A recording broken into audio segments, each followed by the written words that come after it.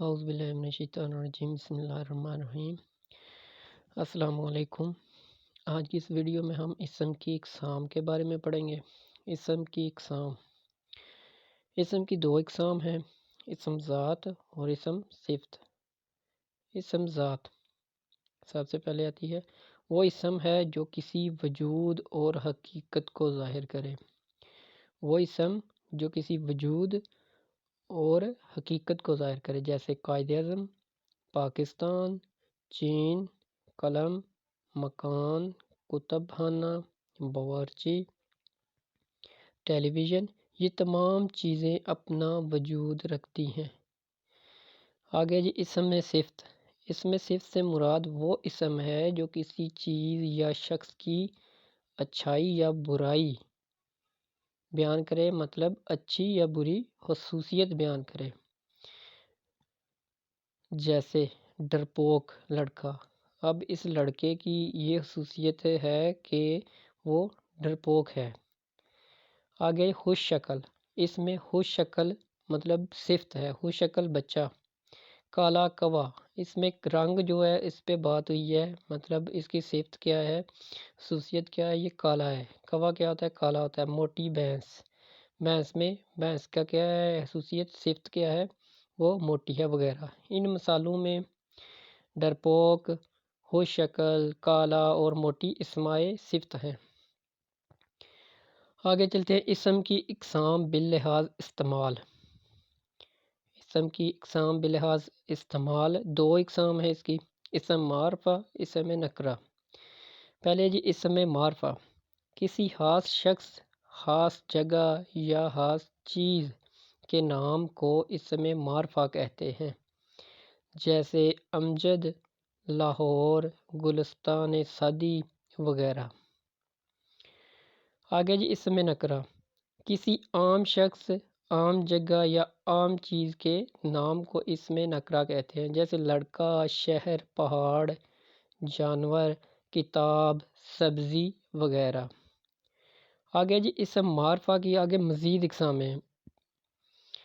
اسم معرفہ کی 4 اقسام ہیں، اسم علم، اسم ضمیر، اسم اشارہ، اسم موصول۔ اسم علم، وہ اسم جو کسی شخص یا جگہ کے خاص نام کو ظاہر کرے، جیسے امجد، کشمیر، وادی نیلم وغیرہ۔ آگے جی اسم علم کی اقسام، اسم علم کی 5 اقسام ہیں، اسم خطاب ہے، لقب ہے، کنیت، تخلص، عرف۔ سب سے پہلے ہم پہلا پڑھتے ہیں خطاب۔ وہ اسم ہے جو کسی شخص کو کوئی بڑا کارنامہ انجام دینے پر حکومت یا قوم کی طرف سے خاص نام کے طور پر دیا جائے، جیسے شمس العلماء، قائد اعظم، رئیس الاحرار، غازی ملت وغیرہ۔ آگے جی لقب، وہ خاص نام جو کسی خاص صفت کی وجہ سے از خود مشہور ہو جائے، کسی خصوصیت کی بنا پر خود بخود مشہور ہو جائے۔ مثلا حضرت اسماعیل علیہ السلام کا لقب ذبیح اللہ، حضرت موسیٰ علیہ السلام کا لقب کلیم اللہ، حضرت عیسیٰ علیہ السلام کا لقب روح اللہ ہے۔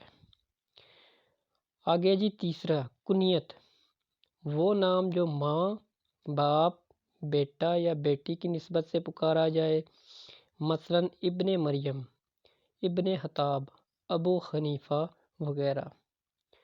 تخلص، وہ مختصر نام جو شاعر حضرات اپنے اشعار میں استعمال کرتے ہیں، مثلا حالی، ذوق، سودا، غالب وغیرہ۔ غزل میں اکثر آپ نے آخری شعر جو ہے اس میں یہ تخلص دیکھا ہوگا، تخلص میں یہ نام دیکھا ہوگا، جس کے اوپر یہ علامت بھی ہوتی ہے۔ اس کو عام زبان میں مطلب کہ شاعری میں مقطع بھی کہتے ہیں، مطلب اکثر یہ ہوتا ہے کہ اس شعر پہ آ کے غزل کا اختتام ہو جاتا ہے، اس کو مقطع بھی کہتے ہیں جس میں تخلص کا استعمال ہوتا ہے۔ آگے 5واں ہے جی عرف، وہ خاص نام جو پیار، نفرت یا حقارت بھی نفرت کو ہی کہتے ہیں کی وجہ سے مشہور ہو جائے، مثلا وقار سے وکی، جاوید سے جیدہ، اشرف سے شرفو وغیرہ۔ آگے جی اسم ضمیر،